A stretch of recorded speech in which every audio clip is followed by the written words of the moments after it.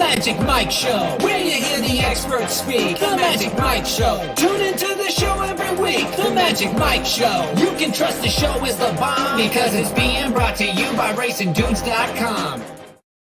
What's up, everybody? I'm Magic. And I'm Mike. And this is the Magic Mike Show, episode 503, Mr. Samich. Holy hell, we got a lot to talk about. Huzzah! Yeah, all right. Let's strap in for a 5-hour show. You're Unbelievable, man. You texted me the run. I'm like, Jesus, like that's a lot of replays to watch again.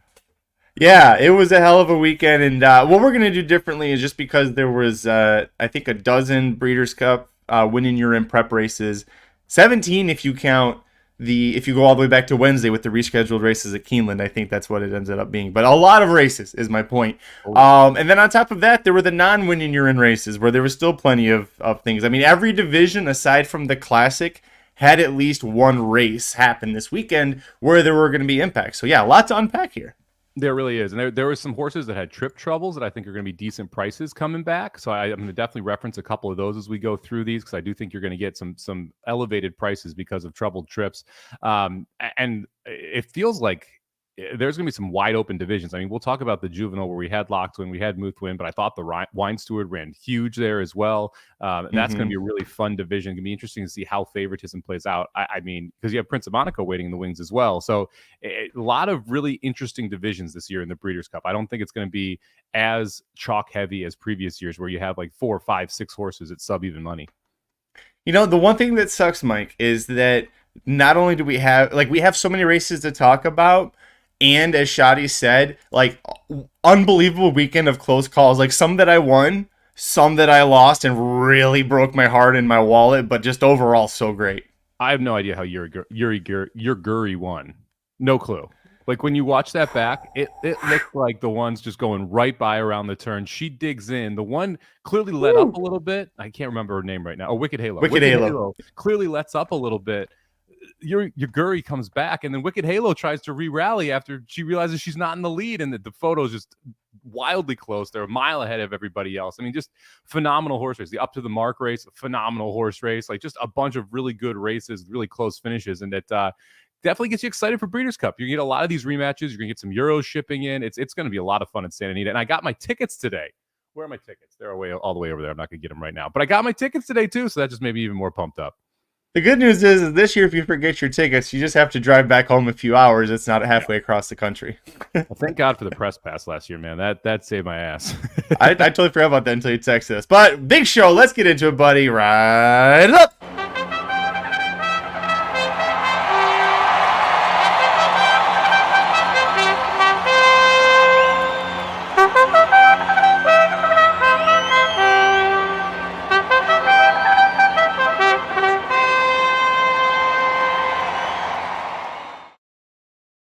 All right, Mike. Yeah, like you mentioned, lots of races. The Up to the Mark race is one of the ones we'll talk about. We'll start with the Breeders' Cup Turf.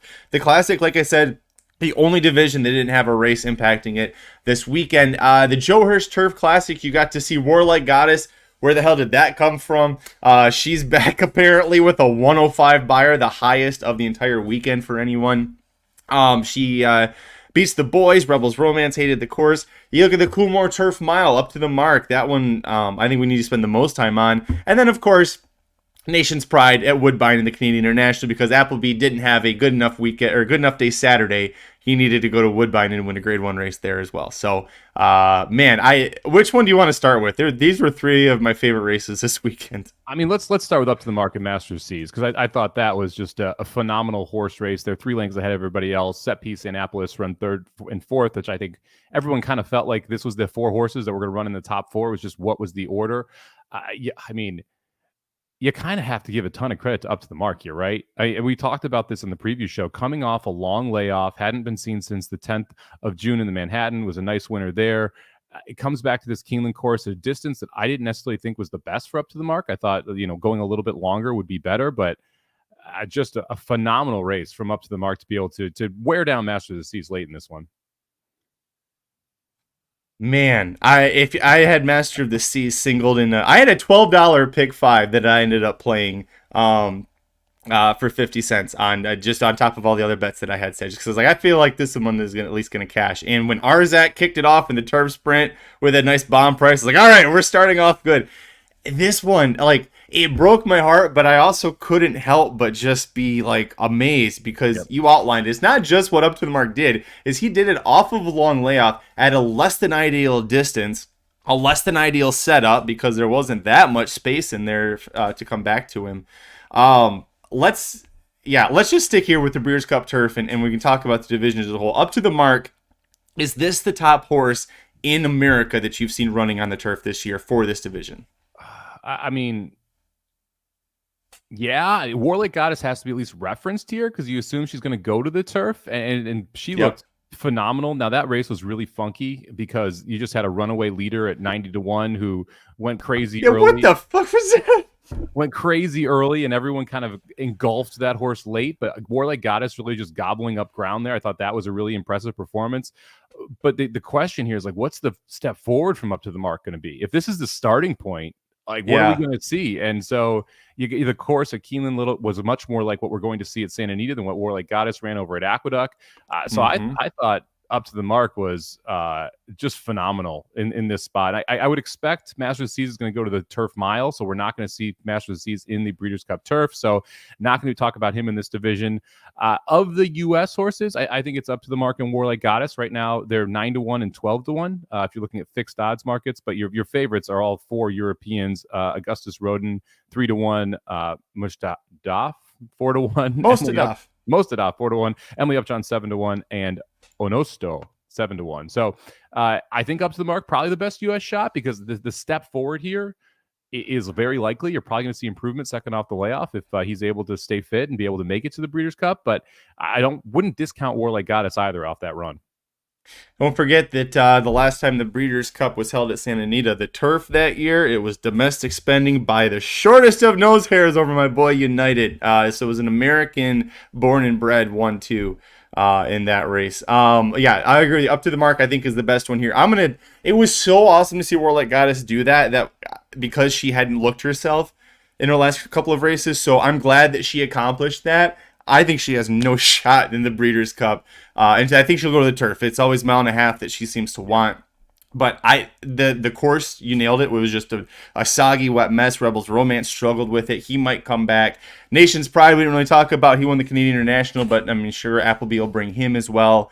Some other ones. So yeah, the turf is shaping up like it could be an amazing one. We don't know who Japan might bring over. Of the horses you named, just for the podcast listeners, because you can't see what I'm showing on screen, Emily Upjohn is the only one not listed by the Breeders' Cup as a contender for the turf. So that might be they might be wrong. So definitely don't play Emily Upjohn right now to win the turf. I don't know anything about this last horse here, Shahryar, other than he's from Japan.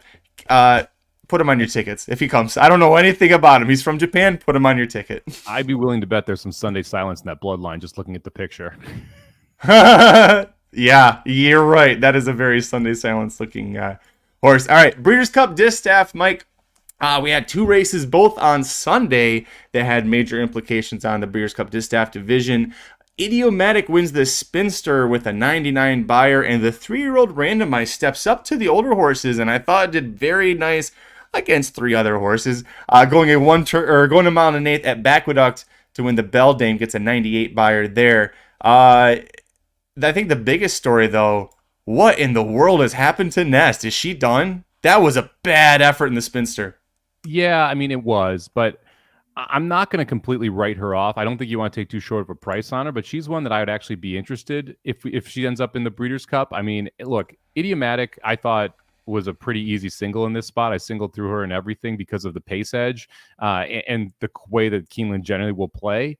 So I wasn't shocked that Nest didn't run huge. I was shocked that Nest didn't run that great, and it's now back-to-back poor races. You could kind of say the slop was the problem last time out. She ended up running her highest buyer on the slop, and then she got a 95 at Saratoga, ran third to Idiomatic. Idiomatic just in better form right now. And when Brad Cox gets these horses in good form that have pace, they're very, very dangerous. So it's going to be all about how the pace sets up in this race, because if Idiomatic's able to get out there on her own, I think she's extremely dangerous. Man, if there's some pace pressure, though, I still think Nest has some type of closing kick, but she needs the setup now. She's not good enough to be able to do it on her own. I just think I don't see any excuse for it. I mean, she loves Keeneland. She won the Ashland here, looked like a monster. She was favored for the Kentucky Oaks off of that. Yeah, that was rough. Her stock selling that hard. By the way, if we did a who's hot and who's not from this weekend, super hot, Jose Ortiz, super not Irad. Like, Jose went to Keeneland and rode every winner possible. Almost all of them other than locked were Irad mounts. Yep. Irad stayed in New York. He got shit weather. Fierceness had no chance with that slot. It was, yeah, not a good time for me. Anyways, let's stick here with this one. And I bring that up because randomized had Rosario was actually on randomized in this race. Idiomatic on Spinster to winning the Spinster to me proved that she is the leader of this division. You know, we saw previously at Saratoga in the Pursuance, and like she was all right. This is a really, really damn good filly, but she had a good pace edge there. Here, she got pace pressure. She shook it off. And like she was, I don't think she left like third or fourth gear coming off the turn. It's just like Florent said go, and she took off, and that was it. Yep, she just cruised. I think she kind of had token pace pressure. I mean, you look at the time, 24-2, 48-1, 112-1, 136-4. So kind of just able to do 24s all the way up to that final 16th of a mile.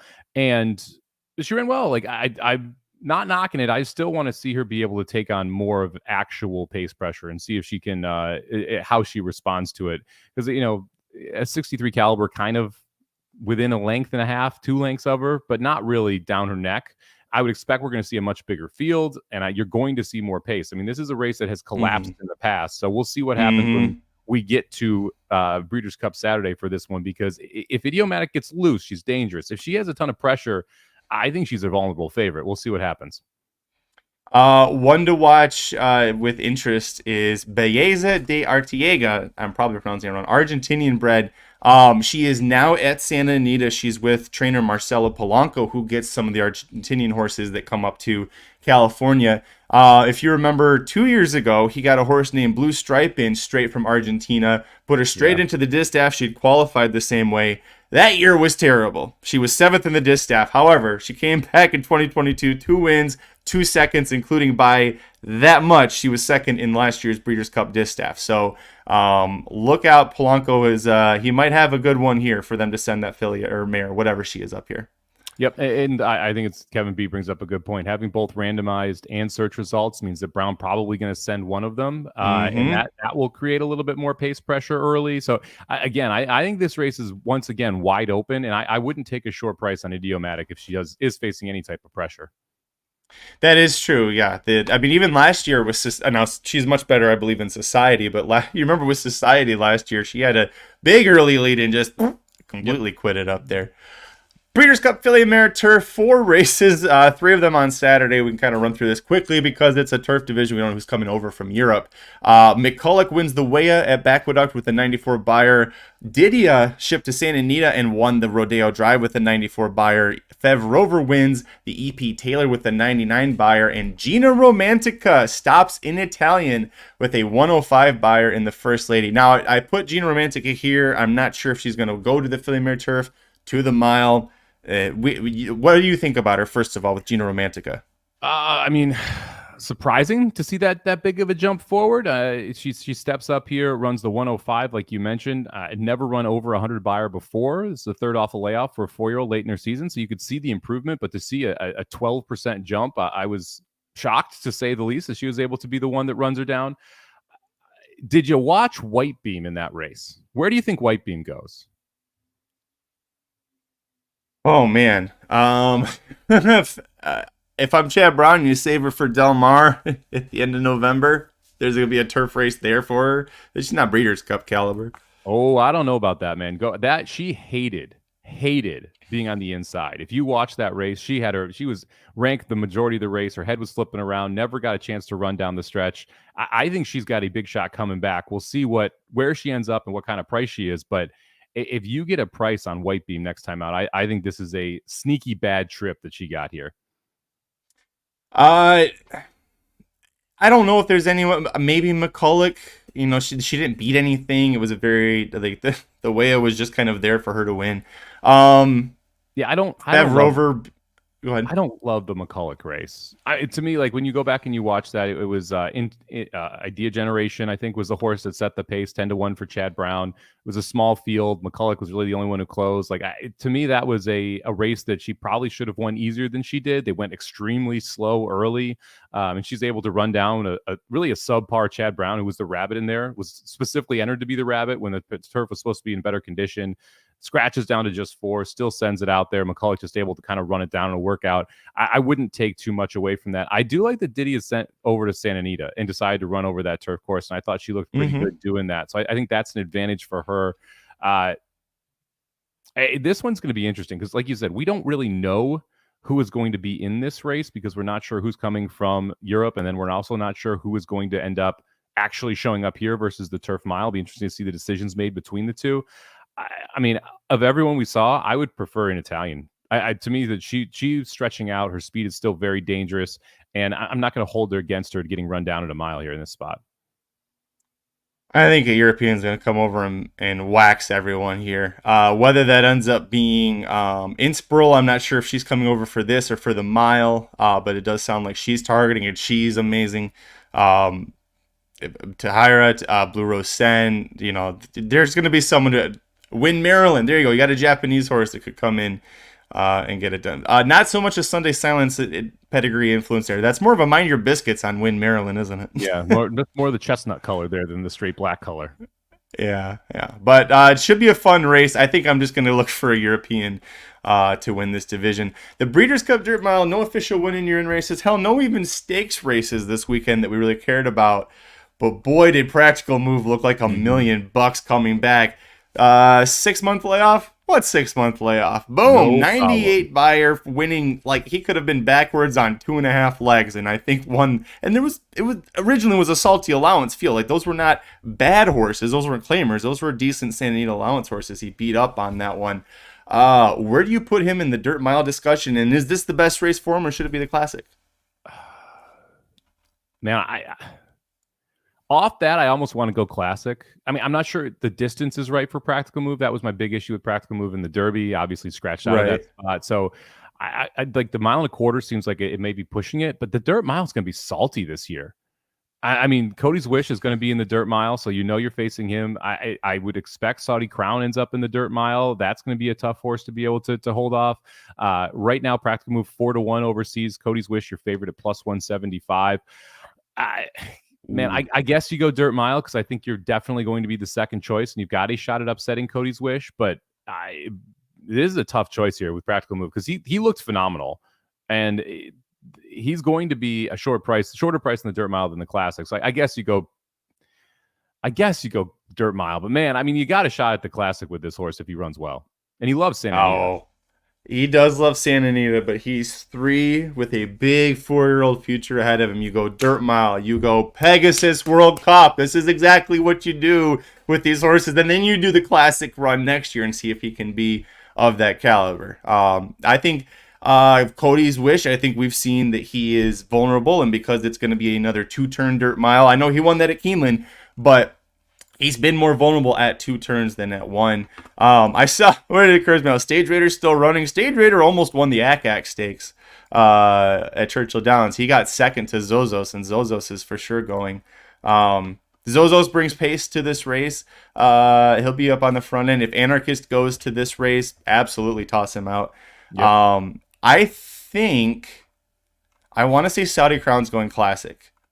The way that I'm kind of hearing the buzz from the connections there. So Cox could have Zozos in the dirt mile and Saudi Crown go off to the Classic there. Algiers is listed here. I'm not sure why. He got 3rd in a grade 3 on synthetic at Woodbine. He scratched out of the Woodward to go there, and then that's what happened. So I'm not sure if they're really thinking dirt mile. 8-1 overseas in the dirt mile. Gun Overlay. Gun at your 4th choice 9-1. Blazing Sevens 10-1. Anarchist 12-1. Fort Bragg 12-1. Interesting. Fort Bragg's an interesting one, right? Like he definitely could of the sprinting Bob Baffert types. Distance would be more his friend. Yep, Arabian Lion 16-1, another Baffert that they're projecting is going to end up here as well. So this could be a fun race as well, and a little bit more contention than what we've seen in the past years. Because it felt like it was Cody's Wish, and I can't remember who ran second that I bet last year. Cyberknife. Cyberknife, freaking Cyberknife. Because I bet him too.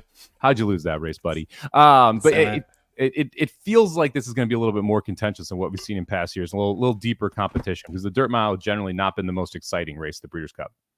Yeah. I think we'll get some good ones. But Senior Buscador is listed here. He's probably listed on the Classic page too. I think they're going to go Classic with that. Sticking with the mile distance, we'll switch back to the turf. 2 races. We talked about both of them, really. The First Lady in Italian. Maybe she goes back to the mile. Cuts back for the Breeders' Cup mile. And then Master of the Seas may or may not go. They're going to kind of wait and play their hand on that one. But you also see Inspiral. I had heard that this is where she was going. Songline from Japan. That's actually a Japanese horse I do know. So if she shows up, look out. Or he looks up. Shows up. Kinross would be a great one. Maj. We're going to see Maj this weekend, right?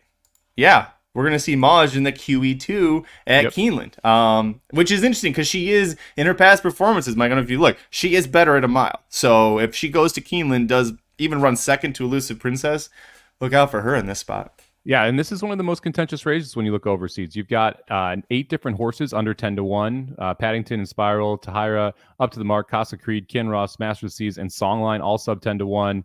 Carl Sparkler sitting at 14-1, Maj at 14-1. In Italians at 20-1 in this spot right now. We'll see whether or not it shows up or not. This is going to be a really fun race. We'll see who ends up in here. Man, I would expect you got to go Euro, but I mean, wouldn't it be cool if Casa Creed wins this race? Yes. If an American wins, give it to Casa Creed. I will be rooting for Casa Creed here. I think Master of the Seas actually could be really difficult off that last race. I thought that was a really good race, and Up to the Mark just ran his ass off. And so you got to kind of credit Master of the Seas coming off of that, like his style of running as well in this spot. I think that's going to play well to the turf course there at Santa Anita too. So to me, there's a big chance you see a very good effort from Master of the Seas coming back off of that tough loss to Up to the Mark. Yeah, that race at Keeneland was his first time going a mile this year where he went 2 turns. Everything else had been a 1 turn, so including a Woodbine. So you give him a little bit of a pass, Second time at 2 turns, maybe he'll take a step forward. Let's talk about the Breeders' Cup Dirt Sprint, 1 race on Friday, the SKO Phoenix. And I was surprised by this. Not just the result, Hoist the Gold winning, which I didn't know he won races. I thought that he just kind of, they haven't even updated this page yet. He's not even listed. Poor Hoist the Gold gets 100 buyer for that. Not only did he win, Mike, he got 100 buyers, so wasn't good enough to get put on BreedersCup.com yet today. But where do you put Hoist the Gold amongst the sprinters? Kind of feels like a horse for the course. If you look at Hoist the Gold. Yeah.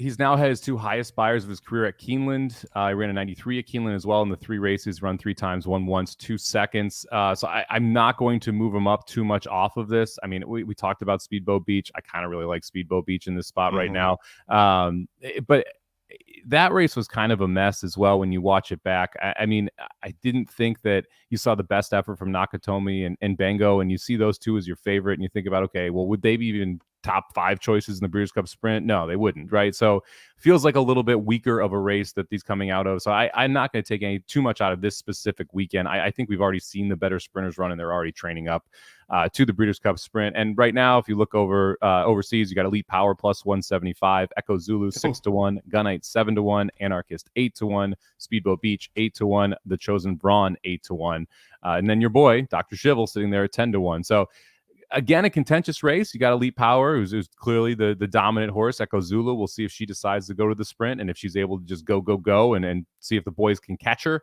But I mean, it's going to be another fun race, and I will be having a bet on Speedboat Beach if you get 8-1. Yeah, I'll take Speedboat Beach and Dr. Shivel both at 8-1 over every price that you listed. And that Elite Power at that price, I don't like. He still might be the best horse, and 6 furlongs is going to be a better distance for him. 175. That's what, 3-2, 3.5 to 2. Oof. It's about 7-5. Yeah, that's 8 rough. to 5 would be plus 180. So yeah, I mean, it's going to be interesting what happens there. I mean, what do you do with Chosen Brawn? Oh, I mean, he'll go to the sprint for sure. It's I don't know. Do you consider using the Chosen Brawn or not? I mean, because this was a horse that had been all California bred, goes over, runs against Open Company, wins a Grade 1 at Del Mar. Now this is obviously another big time step up in class, but the numbers fit with a lot of these horses, and the price is going to be right. He got lucky. I mean, No, I'm not going to disagree with you. I used the horse, but I wasn't excited about using the horse. Yeah, I mean, you see the photo there with the 3 horses that was that close to be able to win, and there was some trip trouble in that race as well for a couple horses. But it's going to be interesting to see how Chosen Brawn is bet in this spot as well. But this again, another fun one. As much as I don't want to swallow 8-5 on Cody's Wish, I'm sorry. As much as I don't want to swallow 8-5 on Elite Power, the setup is going to be good here. You're going to have 3 or 4 horses that are going to want the front, and Elite Power is going to be able to sit off them. So the setup is good for this favorite, where other favorites are kind of up against it in a way. I was just laughing at the Japanese horse. There's always one Japanese horse that comes over for the dirt sprint. Bless them for trying. They'll get there one of these times. I just don't. I'm not sure if this will be the. I should just shut up. I don't know what I'm talking about. Breeders' Cup Filly Mare Sprint, Mike. 2 races Saturday. Gulfstream Park, the grade 3 Princess Rooney won by 3 witches, held off Mare quite contrary late, and then Ugiri, we talked about it earlier. This one, the live reaction, I watched it back. I squealed like a little girl about Ugiri winning that one. I like, we talked about this. I have no idea how Ugiri won that race. I have no clue. I mean, you watch it and it just looks like that Wicked Halo is going to go right by on the turn, and like we talked about this in the Open, it seemed like Wicked Halo kind of let up a little bit, and then Ugiri came back on the inside, and then Wicked Halo tried to catch up again.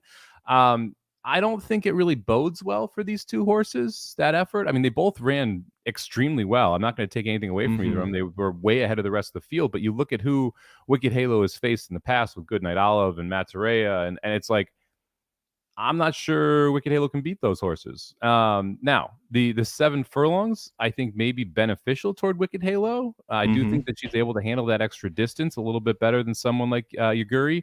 So I do think that, Ugiri to me is a pass in this race, and Wicked Halo would kind of make the ticket. Echo Zulu going to be very important, whether or not she goes here or the sprint. I would say she's better at 6 than 7, but she is definitely the pace if she goes here.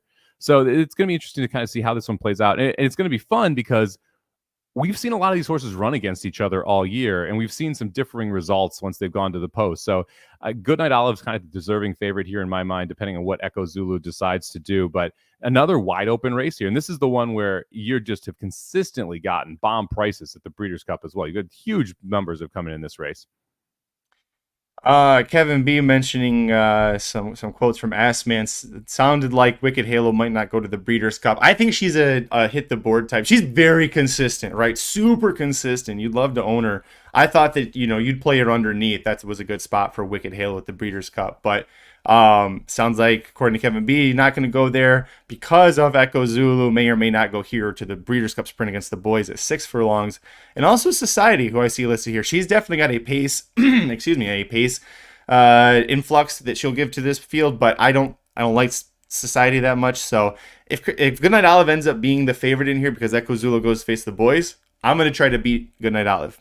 If Echo Zulu stays here, it's going to be super hard for me to not play her. And speed doesn't usually hold very well in these 7 furlong Filly Mare sprint races. But, God, she just looks so good this year. It doesn't. You've got a lot of horses that like going 6 and like being forwardly placed. But she is absolutely decimated horses out of the gate. Like her cruising speed early is so much higher than a lot of other horses that you kind of feel like she can get that length advantage and get comfortable, and that would make her really, really tough in this spot. But this should be a fun one. I don't even hate Kristen Bosch, who I think will set up nice in this race, coming from off the pace a little bit too. So this is going to be a fun one. Right now, not on the board overseas because they don't know who's going to run in it, and they're not willing to put up odds without knowing who's going to run it. Let's see, Mike. Last one of the older horses here, the Turf Sprint, if I can find it, the Breeders' Cup Turf Sprint. There you are. Saturday at Keeneland hosted the Woodford Stakes, which I don't know why it's not a winning year in this year, but our Zach wins it nicely with a 101 buyer and a nice upset.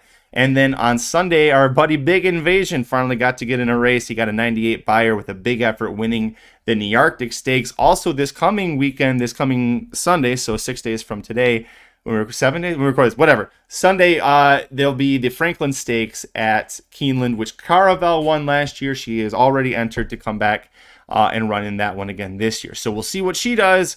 I would assume she wins and bounces back. The Troy was a weird, like the track sucked. She had if I remember, she had a steady at one point. It just was a bad time all around for Caravel. So I think she rebounds. But Turf Sprint, what are your thoughts? I won't be betting Carvel, I can tell you that much. Because the price is going to be so short compared to what you got last year. And I think this is going to be a really, really tough field. Yeah, Arzak looked good, got the win. Our shot runs second, Beer Can Man third in that race. Living the dream, I think we have to discuss. Because living the Which, dream. by the way, if you're watching on screen, that's who this is with all of the minuses. I was like, it's blank. That's living the dream. Yeah, living the dream. We talk about these European sprinters coming over here. And we talked on Thursday about living the dream, having speed, and what would she do out of the gate, and how would that translate, and what would that speed look like? They quarter horsed her out of the gate. I mean, this was one of those where, like, hey, you don't need to ride that aggressively early. And I think if they hadn't ridden that aggressively early, she might have won this race. And they end up going 20, what was it, 20-3, 20-4 for the opening quarter. So 20-4, yeah. Absolutely flying, 43-3 to the half. They go sixes all the way home, which is pretty darn good considering you went that fast. And she held a long time in this race and ends up getting caught, I'd say, around the 16th pole or so. I think she has to be considered a threat in this race. I mean, just because of the way that she was able to get out of the gate and run, she may be the leader at Santa Anita, and it's a very good thing to be on the lead in that Santa Anita turf course, especially in the turf sprint. So I think she's awfully interesting moving forward this year, or moving forward into the turf, but I would like a American jockey to ride her. We'll see if we get the switch or not, but I think that was one of the issues. It just... this is a regular rider. He came over for this race, probably planning on being there for the Breeders' Cup Sprint. If he does end up riding her again, I hope he learned you need to get the lead, but you can't go crazy. And this was very much a crazy opening half mile, which led to her demise. Another race I think is going to be a lot of fun. We saw California turf sprinters do well when this was in California last time, so you have to respect Beer Can Man and Notorious and everyone else who's coming out of that Diamato barn into this race. Gonna be another fun one. Again, I would want to demand a pretty big price, and post position is going to matter a lot here as well. You're going to want to be drawn, I would say, between like the 3 and the 8 posts, somewhere in there, especially if you're speed, because that is where you're going to be most beneficial. So, going to be an awesome race. Looking forward to seeing what happens here. This is going to be one of those races where it's so hard to pick until we actually see the field, see the draw, and then you can make a call on it. Beer Can Man's going to hit the board. That horse, he doesn't like to win these races unless it's at Pimlico, but man, I feel like he'll hit the board. It's his home track. Living the dream, that was like, that reminded me of the 2022 Kentucky Derby when it was like you had 2 European jockeys or international jockeys come in and they had no idea what the hell they were doing in that race. Barcelona and Mare are top-notch, world-class jockeys, and they looked like stupid, mindless idiots doing 21-78 for the opening quarter of the freaking Kentucky Derby. Yeah, that's what it looked like here. It's like, whoa. You were just on the gas. Yeah. And like this is a big part of it, right? Flat 5 furlongs, right? Flat 5 furlongs for the Breeders' Cup Turf Sprint at Santa Anita. This was 5.5. I mean, to me, it sets up well. If she's able to break like that, if Living the Dream's able to get out like that again, you should get a better price on her in the Breeders' Cup Turf Sprint. And the 5 furlongs is a good thing for her. And you would assume the jockey has a little bit more experience now over the U.S. courses. I would love to see what price we're going to get on her. Right now, this race not listed overseas, so can't give out odds. But to me, she is one of those that I think you got to at least consider. It's like this is like this year's Golden Pal, right? 2 seconds out, you're like, all right, well, this race is over. That's what you should have been able to think last race too. Yep. But then you saw the time go up, and you're like, oh no, like that's too fast. Especially the way that the course had been playing at Keeneland too. This is just not gonna do well. All right, time to talk some 2-year-olds. We'll start with the division everybody is the most excited about, I think, and that's the Juvenile. 3 races all on Saturday. Aqueduct hosted the Champagne. Timberlake winning at 93 buyer. Keeneland had the Breeders' Futurity locked with an 87 buyer. American Pharaoh at Santa Anita. Muth with the 91 buyer. What do you think about this division, bud? Man, I guess I thought Muth was the most impressive of any of these horses. I thought Locked and the Wine Steward both ran very well. Timberlake, I thought, kind of got the perfect trip and got a nice setup because you had a couple horses not fire in that race, and Fierceness stumbles out of the gate, hung 4 wide, just didn't have anything down the lane. So, like, of all of the races, I would say that I'm going to have Timberlake rated the lowest of the winners here. But I thought Locked and Wine Steward ran really well. I thought Muth ran really well. It was nice to see Muth be able to stalk and win. I thought that was a good performance over the other Baffert who kind of set the pace out there. It's always good to see a horse that can kind of stalk and be able to get the job done at 2, especially if you're going to be playing as a favorite. So you got to respect Muth coming out of this. We'll see. I thought it was interesting how Locked was able to dig in, though. I mean, that to me, it looked like Wine Stewart had that race won, and Locked was able to get the job done. This is going to be another fun one, and we didn't see Prince of Monaco this weekend. Right now, he's your favorite at plus 400 overseas. To me, there's probably just 4 horses, maybe 5 horses I'm interested in right now, and that's Prince of Monaco, Locked, Muth, Fierceness, and the Wine Steward. I thought it's interesting. I thought we'd probably disagree on this. Timberlake, I thought, was the most impressive to me. I liked how he responded. I liked the way that he looked a lot more professional than a 2-year-old in a juvenile Grade 1 race. However, the concerns: 1, the track was absolute dog shit. 2, it's a 1-turn race, and I don't like off of those 2 things him having to ship to Santa Anita for the Breeders' Cup. I also don't like the fact that he was cross-centered at Keeneland, and Brad Cox scratched him and sent him to Aqueduct, where he knew he'd have to face Fierceness. And the horse that stayed at Keeneland for Brad Cox sucked. Awesome Strong was anything but. So, or awesome whatever he is. He was not awesome. So, you got that concerns. Watch that race back, that Timberlake race again. Like, if you had drawn a line of where you wanted the horse to be before the race started, it was exactly what you would want. I mean, he was able to sit on the inside, 3 horses that were kind of vying for the lead. The horse that had his biggest competitor in the race, Fierceness, terrible break out of the gate, stumbles badly, nose almost to the ground, bobbles up, has to rush up, was clearly done after being 4 wide, and he gets to sit on the rail the whole time and then tilt out into the tooth path. To me, yeah, it was a good race, but there was nothing that was against him. And now, the decision to go 1 turn at Aqueduct versus going 2 turns at Keeneland, I think kind of showed that Timberlake may not be the horse that Brad Cox thought he was, or the best horse that Brad Cox thinks he has in his barn. Because he would rather win at Keeneland. He would have much rather won at Keeneland. And so I think that you're going to end up seeing Timberlake take money, and the price is going to be a lot shorter than I think he'll be playable at.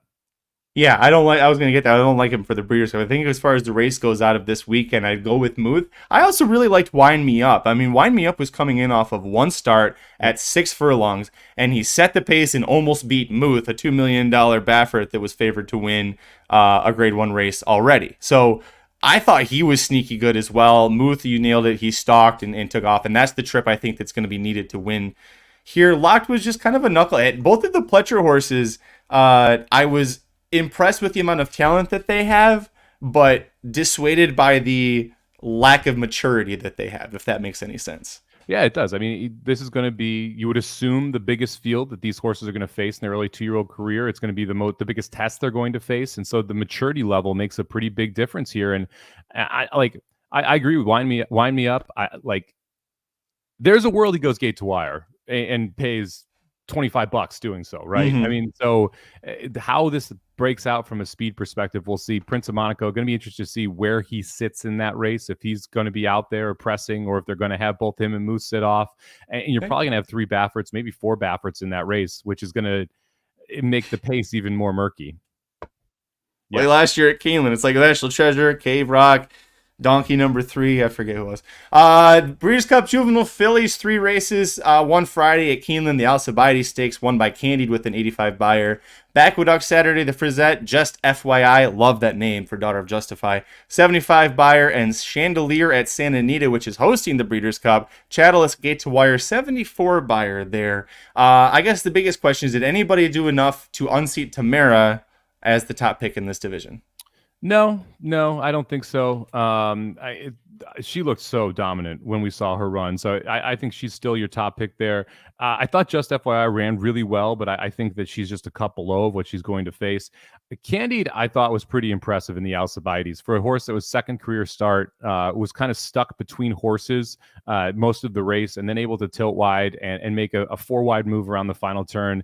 I like, again, the maturity there to be able to stalk and pounce, not need the lead, but be able to take take some kickback, to be in a less than perfect position and still win. So to me, Tamara is still the leader in the clubhouse, but I thought Candy did move up quite a bit. And Candy, interestingly enough, can then now be a third start in this race. So you would expect she's going to take another step forward when she gets to the Juvenile Fillies here. Candy, I think, has got a big future ahead of her, but there were way too many green moments in her debut and in this spot to make me play her what's going to be, second choice in the Breeders' Cup? You mean like how she never switched leads? In both starts. Yeah, and I you know that, like, for me to love a horse that does that, I really love a horse if they don't change their leads, because I hate that shit. Yeah, and she was just not. And that's one of the reasons I thought that was a really impressive race, because when a horse does that and wins in the way she did with the trip she did, there's so much talent there. It just hasn't all been unlocked yet. And now you're going to have to face a horse like Tamara, who has unlocked a lot of that talent. She seems a lot more professional. Obviously, Beholder, we heard about her and how she won grade ones at multiple ages, including early in her career. You've seen Tamara have the potential to be that level of a horse, which is crazy to compare, but there's obvious comparisons for obvious reasons. It's going to take a much more mature effort for Candy to be able to compete with Tamara. By the way, Tamara won the Del Mar Debutante, is training up to the Breeders' Cup Juvenile Fillies. Fourth in the Del Mar Debutante was Chattelis, who went gate to wire in the Chandelier. So you would think Tamara being by Bolt Duro out of Beholder, 2 turns, shouldn't be an issue. I agree with you. She's the division leader, but it is also a little nerve-wracking. It's like, well, they've never done 2 turns before, so let's play him at 8-5, 7-5. It's got all the talent in the world. You know her mom wanted 2 turns. It looks like she wants 2 turns. I'm not going to knock the decision making there. Breeders' Cup Juvenile Turf, 3 races. We'll count the Pilgrim from last Wednesday as part of this. Agate Road wins that with a 76 buyer. Sunday at Keeneland, the Bourbon went to Can Group. Is that? Yeah, Can Group. What a name. And then, I'm sorry, that was... No, wait, yeah. The Pilgrim was at Backwaduct. The Bourbon was at Keeneland. I wrote it down wrong. And then Sunday, Zuma Beach, Santa Anita, Endlessly with a 78 buyer, and he is still undefeated. I think of the Americans, I think I like Endlessly the best, but a Euro's winning this, right? I would think so. The one horse that, so I want to make sure I get this right. That's why I'm looking down at my phone here. So in the Can Group race, Sunday, the Bourbon. Yes. Stable up Tok. The 8 horse, it was a big time price. The trip was atrocious on Tok. I don't know if he's going to go here. I don't know what type. I mean, you're going to get a monster price if he goes here, right? So this may not be the next time out. But Tok I thought ran a lot better than the 69 buyer he ends up getting. The trip was atrocious. Had to cut inside to get absolutely stopped. Never really got a chance to run. I think there's more talent in that horse. I think he might have won the race if he was loose. I never kind of got loose because of the way this one plays out. Yeah, there was that much trouble, and the horse was that loaded visually. So we'll see what plays out there. But a Tok one that I'm going to have in my stable, probably going to be playing back. Yeah, this is going to be a fun race, man. I would agree with you. It looks like a Euro is going to win this race. It's interesting when you look at the prices overseas. They only have 8 horses listed. Only one of them is an American horse. That's Carson's Run, who's 12-1. City of Troy 3-1. Ghost Rider 5-1. Chief Little Rock 8-1. Deep One 8-1. Couplet 10-1, Arabian Crown 12, then Carson's Run sitting at 12. We'll see how deep this field is. I agree with you, though. I think this is probably going to be won by a European horse who comes over. Yep, we'll see who comes out. I'll go check out. I'll rewatch it for Tok. I did like out of this race as well, Noted, and I was surprised that he wasn't the favorite. That's the horse that Can Group caught right at the wire in the Bourbon. Agate Road I thought looked fine, but I think because of the connections and the name and everything behind it, I think he's going to be an unplayable price. And again, look for a European in the Juvenile Turf as well. Well, maybe not. We'll see. The Juvenile Fillies Turf, I think between the two, this one has a better chance to go to an American, though I'm not sure we saw the winner this past weekend. Wednesday at Backwaduct, Miss Grillo, hard to justify with an 80 buyer. Buku on Friday at Keeneland in the Jessamine matched that 80 buyer. And Dreamfire won the Surfer Girl at Santa Anita, 69. Nice. What'd you think? I thought hard to justify and Buku actually both look really good. Buku specifically, breaking from the 10 post, having to kind of get a tougher trip and winning that race by open lengths. I think it was 4 or 5 lengths when all was said and done. I thought she looked She looked very good. Hard to justify. Nice price. That was a fun one to have. And I think it was like 7-1 as a Brown. In Yeah, that race. surprising. Really horse to take a step forward, but was 10-1 morning line. So still able to get a pretty nice price there. Yeah, this is going to be a fun one. I'm looking forward to this race. And yeah, Galibrand, a bet back for me as well. I thought that was a pretty rough race for Galibrand. Galibrand lover, but she's such a stone closer. You've got to work out the absolute perfect trip with as big as this field. I mean, the juvenile turf and juvenile Fillies turf are usually oversubscribed. You usually have horses that scratch is also eligible. So it's tough to play those there. It'd be really cool if She Feels Pretty took another step forward. We were raving about her after she won the Natal Mistakes at Woodbine, and she's right there. Do you have any overseas odds on this division? Juvenile Fillies turf, right? Yes. Juvenile Fillies turf, Opera Singer 2-1, Carla's Way 5-1, Fallen Angel 5-1, She Feels Pretty 8-1, Shawari 8-1, Pearl and Rubies 12-1, Soprano 12-1, Spiritual 14-1, and Lang Lang 14-1. I just realized Aaron was back in the chat. Aaron, by the way, had himself a very interesting weekend. He went down to the Cotton Bowl for OU Texas, which was a great finish if you're an OU fan. But he almost didn't make it. I'll let him tell the story on Blinkers Off, but make sure you guys tune into Blinkers Off on Thursday, and you can hear his take on that one. She Feels Pretty. We'll see it. The 8-1 is kind of enticing because I fully expect her to go. Though she'd probably be higher odds afterwards, right? People are going to fall in love with the Euros and bet them pretty hard. Yeah, I mean, 8-1 probably about right. I mean, because you're going to have one American horse who takes money. She's clearly going to be the favorite of the American horses. So I would guess you're getting 8-10-1, something like that. It's rare that you see 2-1 this early out on a 2-year-old who's supposedly coming over. So Opera Singer going to be your heavy favorite in this spot. All right, Mike, one division left to talk about. I can't believe we're making it through this as well as we are. The Breeders' Cup Juvenile Turf Sprint, 3 races, one Saturday. The Speakeasy at Santa Anita. Slider wins it with a 76 buyer. The Keeneland on Sunday. The Indian Summer went to Committee of 1, also a 76 buyer. And then Sunday at Woodbine, the Algonquin Stakes Dancing Duchess, a 79 buyer. I hadn't heard if she was going to come over or not, but I did notice that she got a very nice buyer for beating for winning the Algonquin. So that's where we stand for this one. It used to be trust in Wesley Ward, trust in American, and then last year everything just got kind of thrown out for this race when Charlie Appleby won it. Which, by the way, if you told us Charlie Appleby's winning one race, Breeders' Cup Friday, the Turf Sprint, yeah, Juvenile Turf Sprint, not the one you'd expect. Okay. I mean, I think this is a pretty wide open race. If you look at the odds board, I mean, no one's under 5-1 in this spot. Big Eve's your favorite. Then Bucanero Fuerte at plus 550. Crimson Advocate 7-1. Yeah, right. No Name Mets 8-1, who has looked phenomenal here in the U.S. so far. Kind of like some of these Weavers. I'm not gonna lie.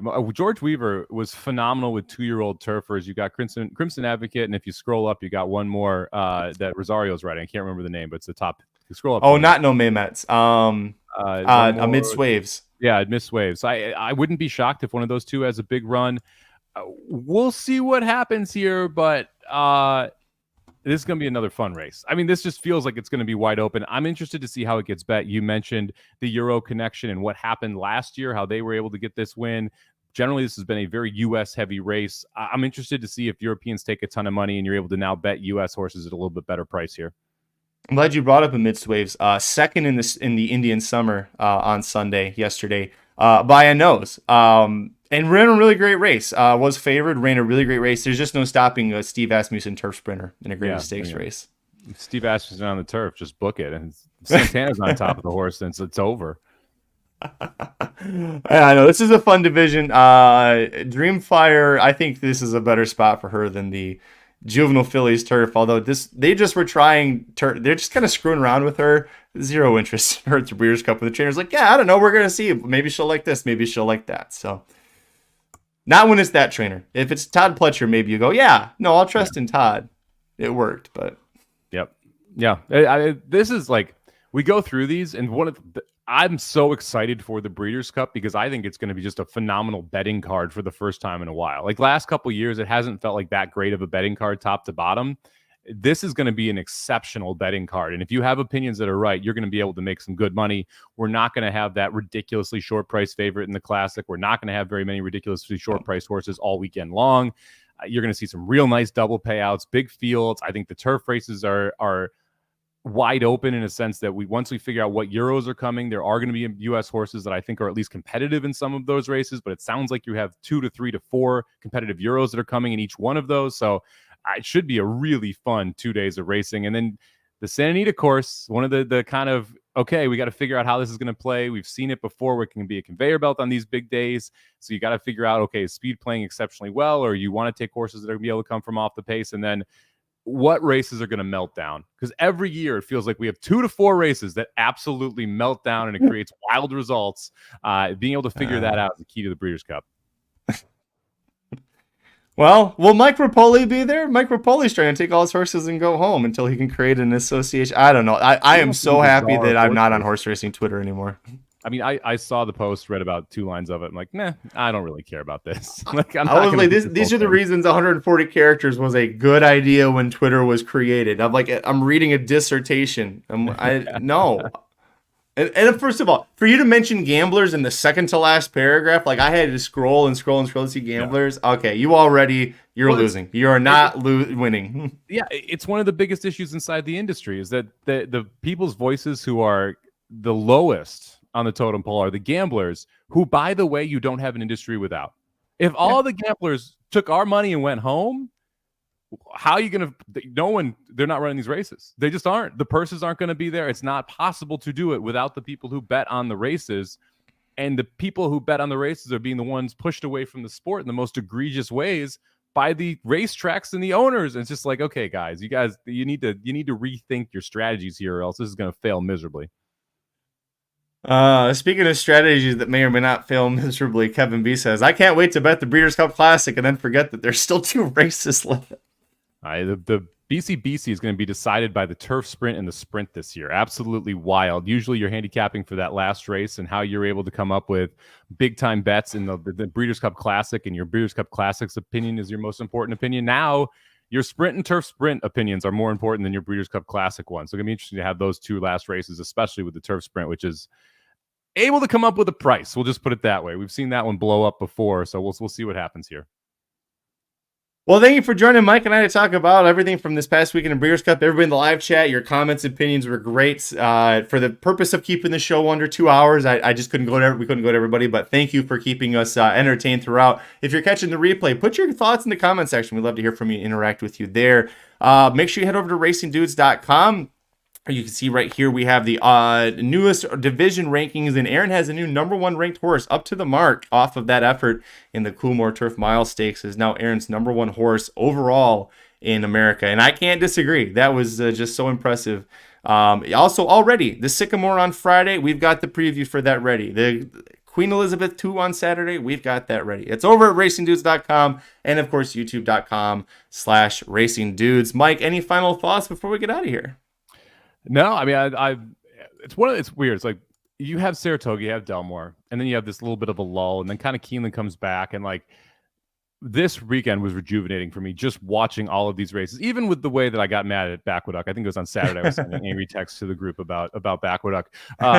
Hey, I'm angry at Backwood pretty much. I'm angry at Naira pretty much every weekend right now. So they're on the shit list. But yeah, it was phenomenal to see all these horses come back and to have the duels of really good horses. Just gets you excited for these big time days, and it's going to be a lot of fun racing. I can't wait to see everybody. That's going to be a blast as well. If you're at the Breeders' Cup, come hang out with us. We're definitely going to be there, so looking forward to that. I know that Aaron and Jared locked up the dude's Airbnb, so looking forward to more debauchery in that sense. We're not going to go as hard as last year. I'm not allowing it. I'm sleeping in my own bed this year. I'm not staying in the Airbnb. I'm sleeping in my own bed. It's ramen free. I know where the blankets and pillows are. Yeah, I'm gonna talk to your wife. Make sure that I don't have to sleep with a chastity belt on because Aaron's in the next room. Okay, it's just more comfortable this way. Mm-hmm, mm-hmm. You just want to stay near the belt. I see how it is. You sleep with the belt behind your head on. Rodney says, was going out to see Breeders' Cup workouts. Yeah, it's crazy. I'm getting pictures of Arcangelo, Clariere, Echo, like the Asmussens are all there. Like, I'm excited, so it's a great time. It's a great time over at racingdudes.com. Make sure you visit. You get free picks for every race, every track, every day across the country. You can check out the premium products if you subscribe to any monthly package that we have, including the Sama Bombs from this guy right here. You're going to get the Breeders' Cup Betting Bible and the 14 Trends to Know for the Breeders' Cup included with that premium package, absolutely free as part of what you're paying for. So make sure you check that out at racingdudes.com. Follow us on Twitter. I am at Curtis Kellaward. He is at SummerBomb18, number 1, number 8. Corporate Overlords at Racing_Dudes. Monday Night Football, real quick. Who you got tonight? I don't love the game tonight. I took a little bit of the over, like the Packers, but not doing anything crazy. Aaron Jones out again today. The CJ or AJ Dillon rushing prop, 52.5, kind of like the over there. Curtis Manlow with the chat that I read, the comment that I almost put up, and I thought it made me laugh and groan at the same time. Anthony Jeselnik would be very proud of you. All right, until Thursday, we'll be back for another Keeneland late pick 5, and we were so close last time, Mike. We'll be back on Thursday at 5 Eastern, 2 Pacific. Until next time, I'm Magic. And I'm Mike. Good luck this week, guys. The Magic Mike Show, where you hear the experts speak. The Magic Mike Show. Tune into the show every week. The Magic Mike Show. You can trust the show is the bomb because it's being brought to you by RacingDudes.com.